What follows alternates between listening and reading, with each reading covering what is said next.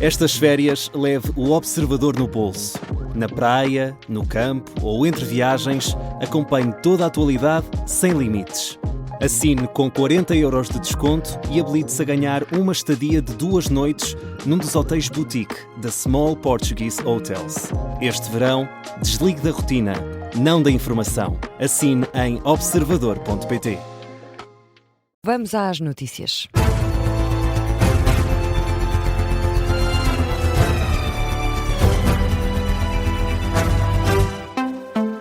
Começa agora o Jornal das 9, edição da jornalista Laura Figueiredo. E Laura, o CDS pede uma investigação do Ministério Público ao negócio da nova sede do Banco de Portugal. O líder parlamentar do partido, Paulo Núncio, acusa Mário Centeno de conluio com o grupo Fidelidade. Diz que o excedente de 2019, na altura em que Mário Centeno era ministro das Finanças, só foi conseguido com a venda dos terrenos da antiga Feira Popular em Entrecampos ao grupo Fidelidade. Uma parcela desses terrenos que foi comprada por Mário Centeno, governador do Banco Central, para construir a nova sede. Ora, Paulo Núncio considera que há questões que têm de ser esclarecidas. O valor pago pela Fidelidade, 274 milhões de euros, foi decisivo para que o ministro Mário Centeno tenha celebrado o primeiro excedente orçamental. Isto para dizer que sem Fidelidade não teria havido excedente orçamental. 6 anos depois, em 2025, Mário Centeno, agora governador do Banco de Portugal, decide comprar à mesma Fidelidade uma pequena parcela do mesmíssimo terreno. Esta sucessão de negócios é suscetível de levantar gravíssimas suspeitas de conluio que têm que ser investigadas até às últimas consequências. As acusações de Paulo Núncio a Mário Centeno, o antigo governador do Banco de Portugal, que rejeita por completo a tese do líder parlamentar do CDS e fala em alucinações e inverdades. Centeno defende que foi um excelente negócio para o regulador. A conjugação do edifício A2 com o edifício A3 era aquela que mais se aproximava das condições de trabalho do Banco de Portugal, em que hoje todos têm uma secretária. Podemos achar que isto é desperdício, porque há pessoas que estão fora, vão em viagens, estão em férias, estão doentes, fazem teletrabalho e querer reduzir tudo isto. Mas esse é outro conceito, não é o mesmo conceito. Se temos menos espaço, e o espaço por metro quadrado é mais caro, eu já vos disse, nas minhas contas aqui rápidas, o que comprámos há um ano, hoje já vale mais 10 milhões de euros, quase 10 milhões de euros. É um excelente negócio. A posição do antigo governador sobre o negócio com a Fidelidade. Já sobre a poupança de 40 milhões, anunciada hoje pelo atual governador, Álvaro Santos Pereira, com a reformulação do projeto, Mário Centeno critica a decisão, diz que a poupança é feita à custa da diminuição de recursos. Um T2 na Avenida da República custa muito menos do que aquele espaço. Quando poupamos, mas temos menos recursos, não é bem uma poupança, é outra coisa. A crítica do antigo governador do Banco de Portugal à decisão de Álvaro Santos Pereira de reformular o projeto da sede do Banco de Portugal. Mário Centeno critica ainda o atual governador por ter revelado detalhes do projeto. Diz que Santos Pereira perdeu o poder de negociação junto ao mercado.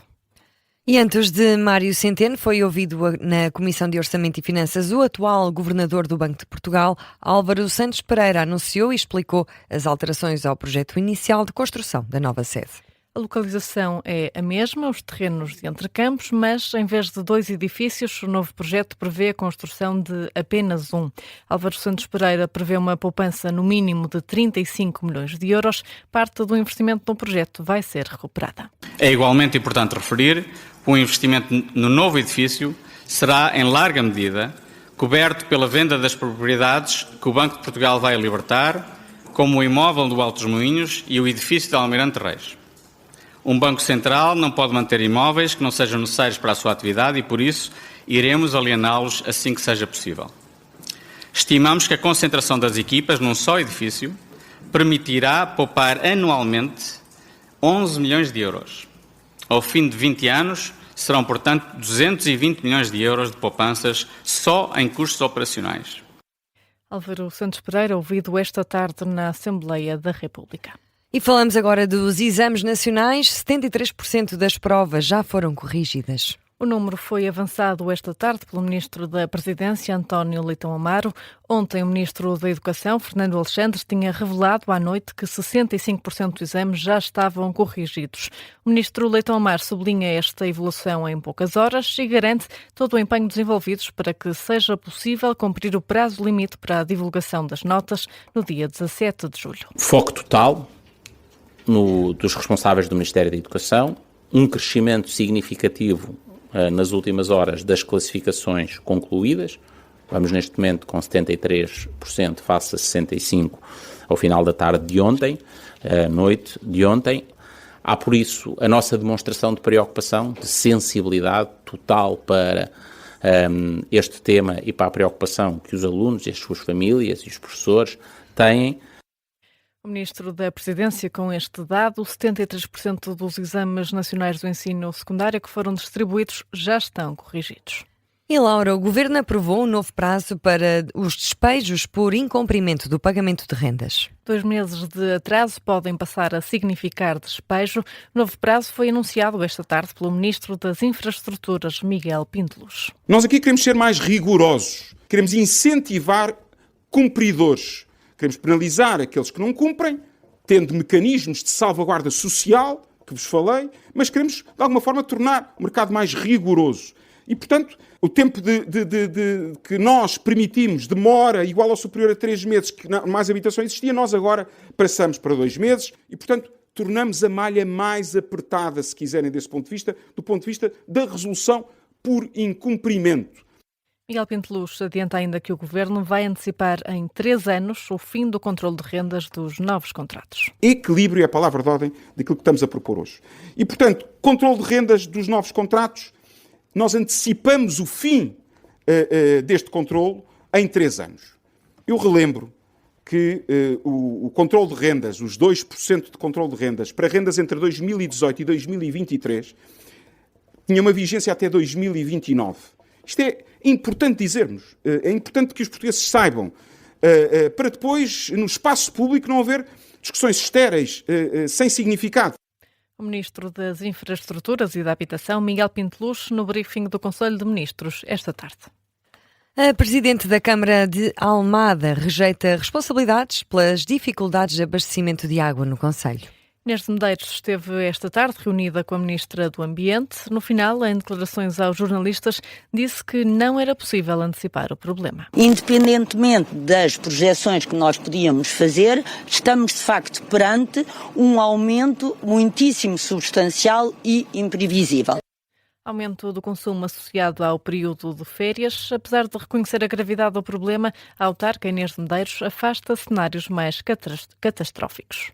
Não há nenhuma zona do concelho que tenha estado sem água mais de 24 horas, até menos.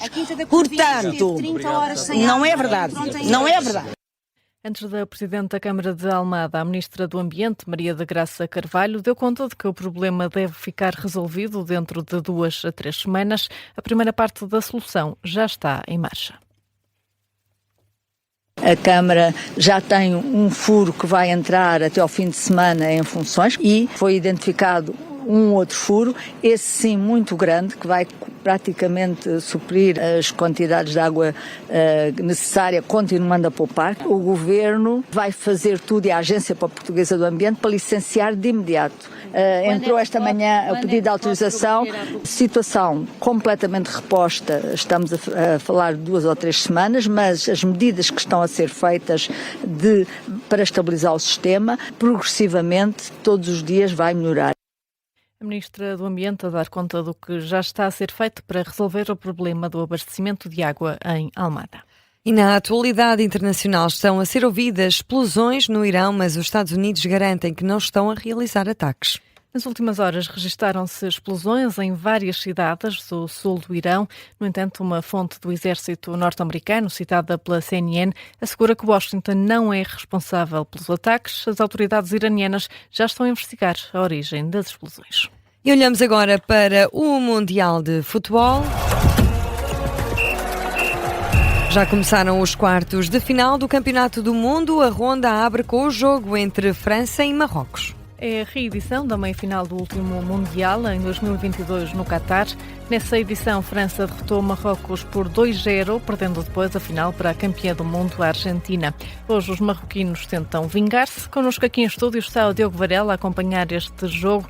Diogo, boa noite. Como é que estão a decorrer estes primeiros minutos? Boa noite, Laura. Com mais França, já 2 oportunidades para os gauleses. Primeiro nos pés de Kylian Mbappé, depois na cabeça do central Upamecano, mas nas 2 ocasiões apareceu Yassine Bono, o guarda-redes marroquino, que tem estado em grande destaque neste campeonato do mundo. Marrocos que vem desse triunfo por 3-0 sobre o Canadá, ou seja, não sofreu qualquer golo na ronda anterior. Agora, naturalmente, o favoritismo está do lado francês, como tu disseste, Laura, a vice-campeã mundial de 2022 e que nessa mesma edição bateu por 2-0 a seleção marroquina, na altura golos de Théo Hernandes e também Kolo Muani. Ora, o lateral Théo Hernandes está no banco, o Kolo Muani não foi convocado para esta edição 2026. O jogo segue com 0-0, já estamos com 10 minutos de jogo no estádio de Boston, no estado de Massachusetts. É aqui que decorre este jogo, como vocês disseram, a abertura dos quartos de final do Campeonato do Mundo, com uma equipa inteiramente argentina, algo que é inédito, até agora nunca tinha havido uma equipa de arbitragem totalmente da mesma nacionalidade. E já agora, Laura, que falamos também em árbitros, o árbitro português João Pinheiro foi nomeado hoje para outro jogo desta ronda, os quartos de final, o jogo entre a Argentina e a Suíça. Jornalista Diogo Varela com as informações do jogo entre França e Marrocos. É o embate inaugural dos quartos de final do Campeonato do Mundo de Futebol. E agora vamos atualizar a informação local. Laura?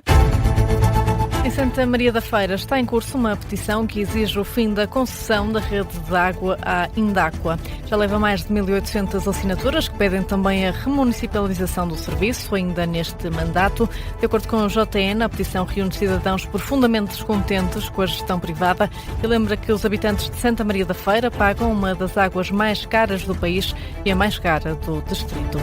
No Porto, as obras do Metrobus vão implicar o corte das ruas Jorge Reinel e também Rua das Campinas até ao final do mês. É o que avança a agência Lusa, que cita o Metro do Porto. Apesar do corte, o acesso está garantido a moradores, a comerciantes e a cargas e descargas.